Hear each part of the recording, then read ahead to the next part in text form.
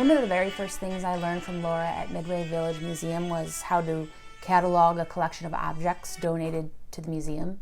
Depending on who was in the collections department at the time, some staff or volunteers may start by filling out basically a screenshot hard copy version of what the database screen looks like, and that's what I did too. Each museum chooses which database they want to use and what works best for them, but they are all very similar in terms of what type of information you will be entering into them. First and foremost, you must become familiar with Museum Nomenclature 3.0. Some databases have it built right in and you can choose from drop-down menus, but some may require you to use the physical reference book to look up the nomenclature and then enter it into your database. The proper use of nomenclature ensures a level of continuity while maintaining records in a collection.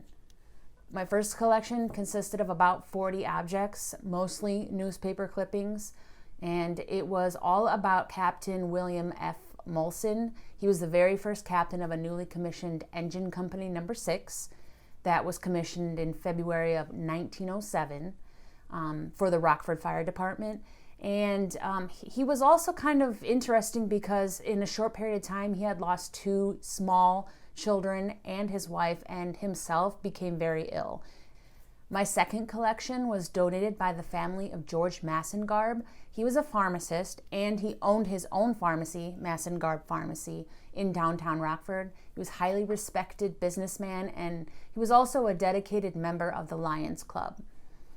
Lastly, and certainly not least, my first crack at utilizing the digital database was the Rockford Memorial Hospital School of Nursing collection. The school started in 1887 and operated for a century.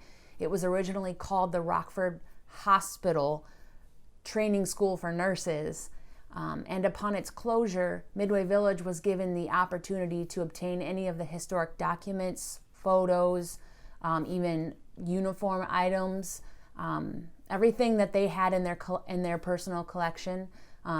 The Midway Village Museum was afforded the opportunity to obtain.